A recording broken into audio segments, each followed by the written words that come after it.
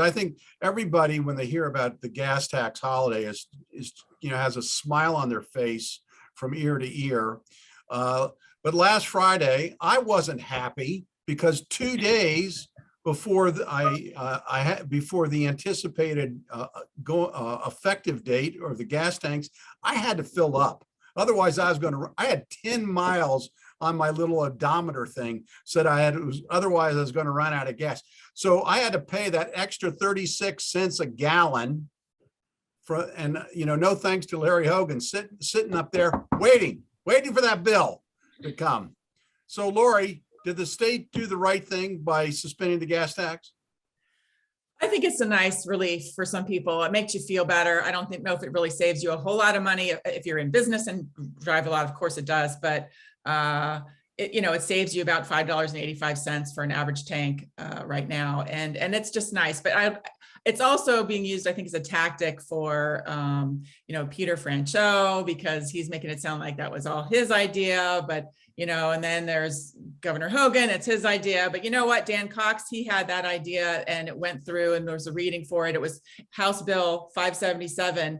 And he's not getting a lot of publicity about that, but he originally, I think in January, brought up this idea of cutting the gas tax by a certain amount for 6 months. So that was, I think that was quite expensive, but I do think it's good. It's good overall. And I think that it'll help business overall too. I think it's great. Mike, how do you really feel, Casey?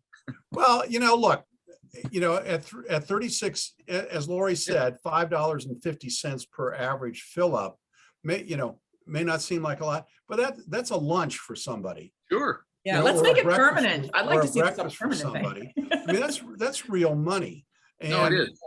So I don't think we should be, be dismissive of the fact that this is a great thing for the residents of Montgomery County. No, I think it is. I think it's and to be fair, there aren't a whole lot of bipartisan initiatives that we see in the state, and I think this is one that certainly a lot of people are going to claim credit for it, as Laurie indicated. But the nice thing is, I think a lot of them can. And so, when in a year where there's a surplus, to be able to use that and be able to say, look, we recognize the challenges people are facing for a variety of things that are out of our control. It's nice.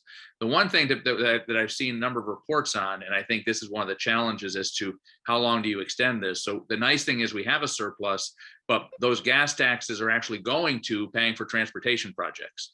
And so at some point, does that eat into our ability to actually fund transportation? Because we have the surplus, I think if they're smart, we should be able to offset that and keep the transportation projects on track. But it just becomes something to say, at some point, those curves cross and we end up in an interesting situation. Well, former panelist Rich Parsons, if he were on today, would be railing against the gas tax moratorium because he wanted the gas tax raised because he wanted more roads being built. So I know Rich is watching. Rich, we love you, but we're happy that the gas tax is being suspended for a little while.